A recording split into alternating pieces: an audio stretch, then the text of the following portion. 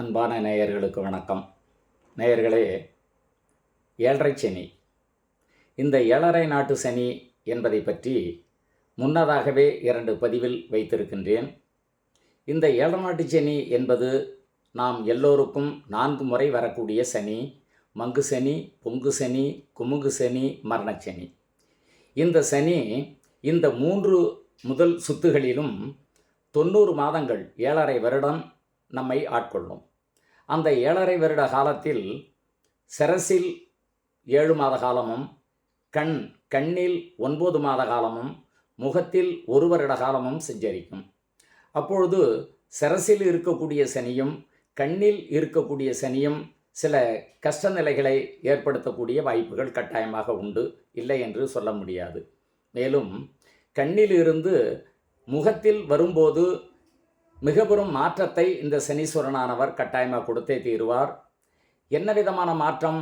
உடல் ஆரோக்கியம், கல்வி நிலையில் உயர்வு, வேலை வாய்ப்புகள், அந்நிய நாட்டு பயணங்கள், சுயரீதியான தொழில்கள், வாகன விருத்தியம்சங்கள், வீடு நிலம் வாங்குதல், கனரக இயந்திரங்கள் வாங்கி அதன் மூலமாக சுயதொழில் செய்தல், இதுபோலான வளாகங்கள் கட்டுவது, இதுபோலான நிலைப்பாடுகளை அந்த ஜாதகருக்கு மிகவும் சிறப்பாக கொடுப்பார்.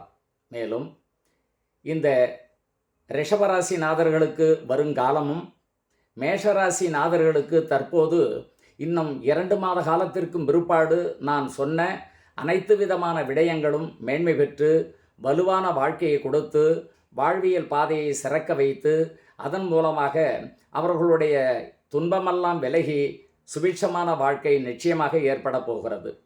அதனால் 7 நாட்டு சனி நம்மளை பாதிக்கிறதே, கஷ்டத்தை கொடுக்கிறதே என்று நினைக்க வேண்டாம். 7 நாட்டு சனி என்பது ஒரு மனிதனை வாழ்வியலில் திருத்தி நல்வழி பாதையை கொடுக்கும். மேலும் சனி திசை சனி புத்திநாதனில் கொடுக்கக்கூடிய சொத்துக்கள் நாம் பரம்பரையாக தங்கக்கூடிய சொத்துக்களாக இருக்கும்.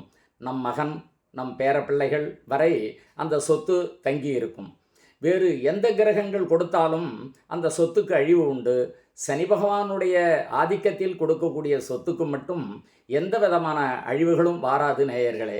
அதனால் சனீஸ்வரனை வழிபட்டு சனீஸ்வரனை வணங்குவோம். சனீஸ்வரனால் பொருளாதார நிலையை உயர்த்தி பேரின்பம் பெறுவோம்.